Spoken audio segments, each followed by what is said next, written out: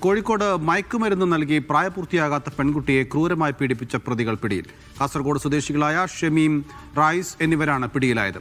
പെരിന്തൽമണ്ണ സ്വദേശിനിയെയാണ് പീഡിപ്പിച്ചത്. ബീച്ചിൽ നിന്ന് താമസ സൗകര്യവും ഭക്ഷണവും നൽകാമെന്ന് പറഞ്ഞ് ഫ്ളാറ്റിലേക്ക് കൊണ്ടുപോയി പീഡിപ്പിക്കുകയായിരുന്നു. അനീസാണ് വിവരങ്ങൾ നൽകാനുള്ളത്. അനീസ്, എന്താണ് ഈ കേസിന്റെ വിശദാംശങ്ങൾ?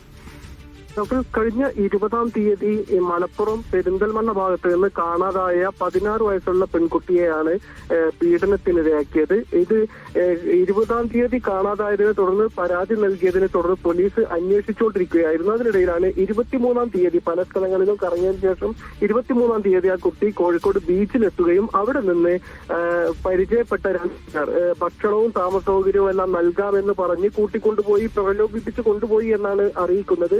ഏതായാലും അത് ഫ്ളാറ്റിലെത്തിച്ച ആ 2 പേർ ഫ്ളാറ്റിലെത്തിച്ച് അവിടെ ഉണ്ടായിരുന്ന 2 പേർ കുട്ടിക്ക് മയക്കുമരുന്ന് നൽകി പീഡനത്തിനിരയാക്കി എന്നാണ് ഇപ്പോൾ പോലീസ് രജിസ്റ്റർ ചെയ്തിട്ടുള്ള കേസ്. പീഡനത്തിനിരയാക്കിയത് ഞായറാഴ്ച 23-ാം തീയതിയാണ്. അതിനുശേഷം ഈ കുട്ടിയുടെ കയ്യിൽ 4000 രൂപ കൊടുത്തതിന് ശേഷം പുറത്ത് ബീച്ചിൽ കൊണ്ടുപോയി തന്നെ ഇറക്കി വിടുകയായിരുന്നു എന്നാണ് ഇപ്പോൾ പോലീസ് അറിയിക്കുന്നത്. അതേ തുടർന്ന് ഈ കുട്ടിയെ പിന്നീട് പെരിന്തൽമണ്ണ പോലീസ് അന്വേഷിച്ച് കണ്ടെത്തുകയും അത് അവശ നിലയിലായ കുട്ടിയെ പിന്നീട് ആ കുട്ടിയുടെ മൊഴി രേഖപ്പെടുത്തിയതിനു ശേഷമാണ് ഇപ്പോൾ പോലീസ് ആ വിഷയത്തിൽ കേസ് രജിസ്റ്റർ ചെയ്ത് അന്വേഷണം നടത്തുന്നത്. എന്തായാലും അതിൽ 2 പേരെ ഇപ്പോൾ പോലീസ് പിടികൂടിയിരിക്കുന്നു. പോലീസ് അറിയിക്കുന്നതനുസരിച്ച് ഈ ബീച്ചിൽ നിന്ന് കുട്ടിയെ കണ്ടെത്തി കൊണ്ടുപോയ 2 പേരെ ഇനിയും പിടികൂടിയിട്ടില്ല.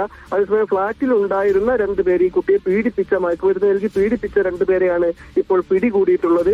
ഈ പിടികൂടിയ 2 പേരും പേര് വിവരങ്ങൾ നൽകിയിട്ടുണ്ട് പോലീസിന്. പക്ഷെ അത് പൂർണ്ണമായും ശരിയാണോ എന്നീ ഘട്ടത്തിൽ നമുക്ക് പറയാൻ കഴിയില്ല. കാസർഗോഡ് സ്വദേശികളായ ഷമീം, റായിസ് എന്ന് പരിചയപ്പെടുത്തിയ പ്രതികളാണ് ഈ പെൺകുട്ടിയെ പീഡിപ്പിച്ചത്. ആ പ്രതികളെയാണ് പോലീസ് ഇപ്പോൾ പിടികൂടിയിട്ടുള്ളത്. ഇവരുടെ കൃത്യമായ വിവരങ്ങളും അതുപോലെ തന്നെ പേര് കാര്യങ്ങളുമൊക്കെ അവർ ശരിയായി തന്നെ പറഞ്ഞതാണോ തുടങ്ങിയ കാര്യങ്ങളൊക്കെ പോലീസ് അന്വേഷിച്ചുകൊണ്ടിരിക്കുന്നുണ്ട്. എന്തായാലും ഈ 2 പേരെ ഇപ്പോൾ പിടികൂടിയിട്ടുണ്ട്. ഇനി ഇവർക്ക് ഈ കുട്ടിയെ എത്തിച്ചു നൽകിയ 2 പേർക്കായുള്ള അന്വേഷണം